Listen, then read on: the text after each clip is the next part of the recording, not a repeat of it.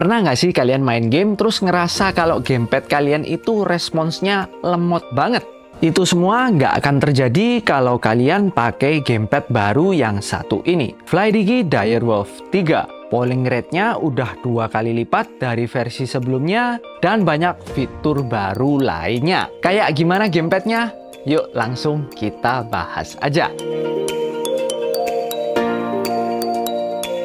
Oke, pertama kita unboxing dulu aja. Ini adalah kotaknya, warna hitam khas FlyDigi ya. Begitu dibuka, ada kotak lagi untuk melindungi gamepadnya. Nah, begitu dibuka, ini ada gamepadnya. Terus kita juga dapat dongle 2,4, kabel Type-C, dan buku manual juga. Ini adalah controllernya, warnanya two-tone grey ya. Jadi ini di bagian joysticknya warnanya lebih gelap. Menurut gua cakep sih, rapi. Nah, secara desain ini gue setuju sama FlyDigi. Desainnya itu konsisten banget. Kalau emang udah bagus, ngapain diubah-ubah? Ini desainnya sama persis kayak kakaknya, yang Vader 4 Pro ini ya. Dan layoutnya ini tuh layout Xbox yang ergonomis banget. Jujur, gue udah terbiasa sama layout kayak gini. Jadi enak banget di tangan gue. Bagian belakangnya ini juga ada tekstur gripnya ya. Jadi dijamin udah ngegrip banget kalau dipakai ngegame. Sama ini juga ada 2 tombol makro. Cuman makronya ini lebih dari sekedar makro ya guys ya. Nanti bakalan gua bahas. Koneksinya juga udah lebih baik dari yang Direwolf 2 ya. Polling rate-nya itu udah 1000 Hz. Dan ini bakal ngefek banget kalau kalian main game kompetitif atau yang fast response. Kayak game fighting gitu ya. Dan ya, gua udah coba ini tuh lebih responsif dari gamepad-gamepad lain yang pollingnya itu lebih rendah. Dari hasil tes gua juga koneksinya itu cukup stabil ya, sekitar di 90%-an. Ini kalian bisa lihat sendiri. By the way, koneksinya itu udah ada 3 ya, wired, dongle 2,4, sama Bluetooth. Dan kalau kalian mau polling 1000 Hz-nya, kalian harus pakai yang dongle 2,4. Untuk beratnya sendiri itu ada di sekitar 210 graman. Termasuk ringan dan effortless banget kalau dipakai. Dan kalau gua ngerasa tombol-tombolnya ini ya, mirip sama yang FlyDigi Vader 4 Pro juga. Mulai dari D-pad-nya yang sangat presisi, ini cocok banget buat game fighting ya. Ngeluarin jurus itu bakal gampang banget. Terus LB dan RB-nya sama triggernya itu juga mirip banget.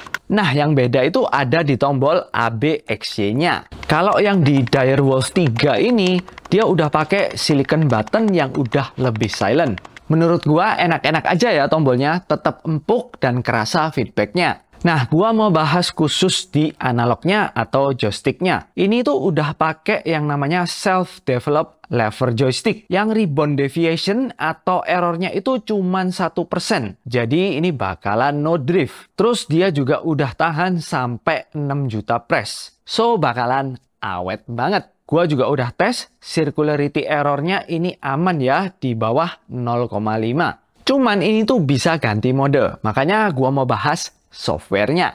Gua adalah orang yang percaya kalau produk yang bagus itu enggak cuman hardwarenya doang yang bagus, tapi softwarenya juga harus bagus. Dan gua bisa bilang sih, kalau software dari FlyDigi ini salah satu yang terbaik. Sama kayak gamepad FlyDigi yang lainnya yang harganya itu hampir 2 kali lipat. Direwolf 3 ini juga udah ada softwarenya yang bahkan bisa ngatur gyronya via software. Ini juara banget menurut gua. Karena di input apapun ya, kalian bisa pakai gyronya. Nggak harus pindah ke mode Switch Pro. Nah, kayak gini tampilan softwarenya. Di sini kalian bisa ngatur macam-macam. Fiturnya itu melimpah banget. Di tab pertama ini kalian bisa ngatur makro. Dan yes, makronya itu nggak cuman 2 tombol di belakang aja ya. Tapi semua tombolnya itu bisa kalian taruh makro. Misalnya nih, di tombol select, kalian bisa taruh makro juga. Contohnya ya, di sini gua taruh makro Hadoken. Itu bisa banget. Kerennya lagi, tombol keyboard juga bisa kalian set di tombolnya. Misal di sini ya, tombol M2 atau makro 2, gua mau tombol keyboard space, ini tuh juga bisa banget. Kayaknya ini software gamepad pertama ya yang bisa kayak gini. Atau kalau ada gamepad lain yang bisa kayak gini, kalian bisa komen ya di bawah. Kemudian di tab joysticknya, di sini kita bisa ngatur sensitivity-nya. Bahkan kita bisa ganti circle-nya ya. Ini bisa diganti jadi rectangle. Karena setahu gua ada beberapa game yang enaknya itu pakai rectangle.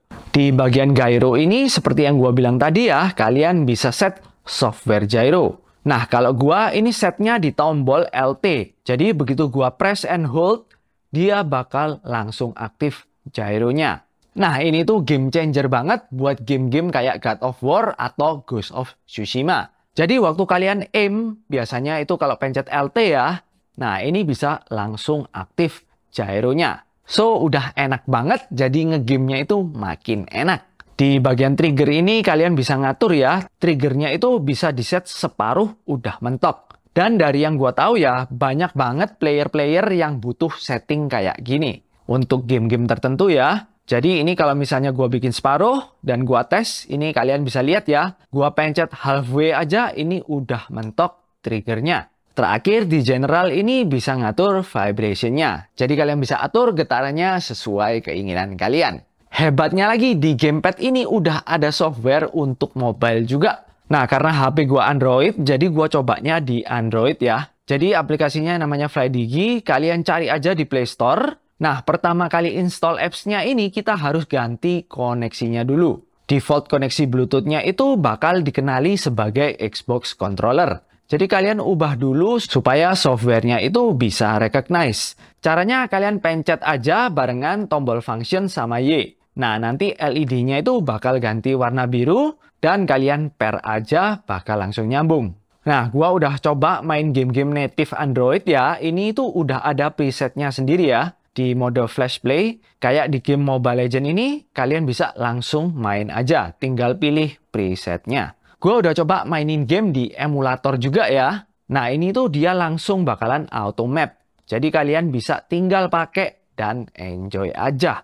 Oke, jadi kesimpulannya gimana? Gua rasa sih di harga segini nggak ada ya gamepad yang punya fitur segudang kayak FlyDigi Direwolf 3 ini. Mulai dari koneksinya lengkap untuk berbagai platform, sampai ke fitur softwarenya. Dari makro yang bisa semua tombol, gyro yang software base, sampai circularity-nya yang bisa di custom. Gamepad mana coba yang bisa begini di harga sekitar 700 ribuan ini? Karena jujur ya, ini semua itu fitur-fitur buat gamepad yang harganya itu 1 juta ke atas. Pokoknya gua rekomen gamepad ini buat kalian para gamer untuk genre apapun ya. Mau fighting, shooter, semuanya oke banget. Oke, buat kalian yang mau beli, link pembeliannya udah gua taruh ya di product text sini atau di deskripsi di bawah. Jangan lupa di like dan di subscribe.